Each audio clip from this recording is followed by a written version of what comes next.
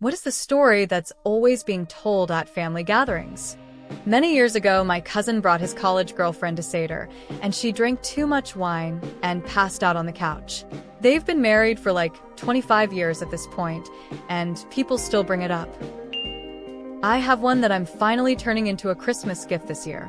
When my grandfather got back from his service in WW2, he brought back this silk robe with Japanese lettering on the back. He gave it to one of my uncles as gift, who asked what it said on the back. My grandfather responds, "Drink Iron City beer."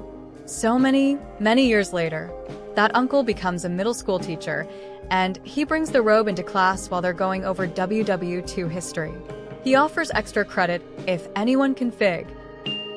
My grandfather was somehow connected to 3 of our country's previous presidents before they became presidents, and he knew they were going to become presidents too. No one knows why, not even my grandma. He would just come home one day and say he's going to be driving around X for the week, or he'll be going on a golf trip with Y, or he's playing mahjong with Z and his buddies. He used to be an engineer and a small loan shark, so we're not exactly sure how he got to know them in the first place.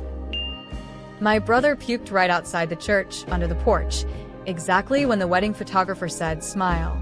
It created mass chaos, and for the next 50 years, he has heard everybody smile. Except you, James. Then everybody laughs, and the picture looks great.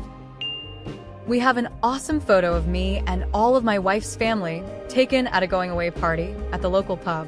Everyone has a copy because it's amazing. In the photo with all of us is a young man and his dog. For 40 years, every time we all get together, everyone asks everyone else if they have remembered who the person in the photo is. Grandma gets quite animated about it after a couple of sherries. I've actually known the whole time he was some random guy walking past with a cute dog. All the stories from my childhood. How Grandpa got arrested on New Year's Eve 1899 for drunk and disorderly conduct. How much of a joke, liar, Trump is. I had a favorite stuffed animal as a kid, a stuffed frog named Oatmeal.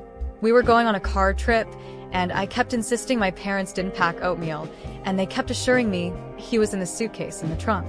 After an hour or 2 of driving, my parents realized they had forgotten to pack the entire suitcase. From the back seat, my parents hear, "I told you forgot oatmeal." We had a creek ruining through our front yard. It was about 10 foot down to the creek bed due to an old cement retaining wall. My younger brother, who was 5 or 6 at the time, was obsessed with Superman. So one fine summer day, everyone realizes nobody had seen him for a while. We all start looking for him.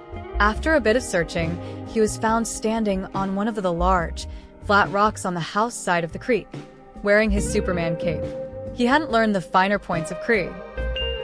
Every family has that one story that is 10% fact and 90% collective imagination, yet we all nod along like it's gospel because it's the only thing keeping the peace between appetizers and dessert.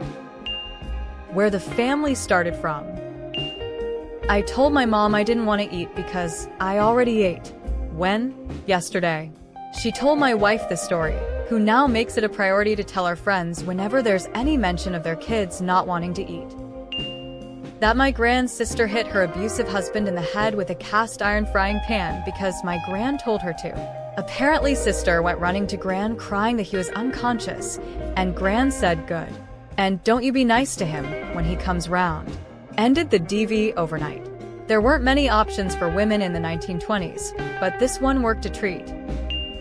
Joke from our great-grandfather. What is your plan on your life? That my grandpa served in wars. How I almost ate a poo when I was 5. That one time 30 years ago when I asked my grandpa if he knew George Washington. When my brother etched some numbers on the sideboard and blamed it on the dog. How I shat myself on the opening hole of the golf course at my stag do. Every barbecue, Christmas, New Year, and casual gathering involving my brothers and my dad. Insert any family member telling you the same story for the billionth time in your life to the point you could tell it yourself, and you weren't even born yet. The one about my immigrant grandfather promising all his buddies a rabbit dinner. He supposedly set a bunch of snares and caught nothing but still had dinner for all his buddies, there no longer being any stray cats in the neighborhood. My dad used to love getting drunk and opening a group discussion about how I'm either gay, autistic, or both, accompanied with stories that fit his theory faced with tears of joy. For context, I'm straight with no autism diagnoses. A very common theme that always leads to the same handful of stories is the unreliability of the cars my parents/aunts/uncles drove in the 70s and 80s.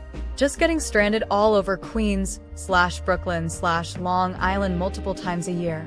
Always thought it was nice to hear about them all helping each other out, siblings and in-laws.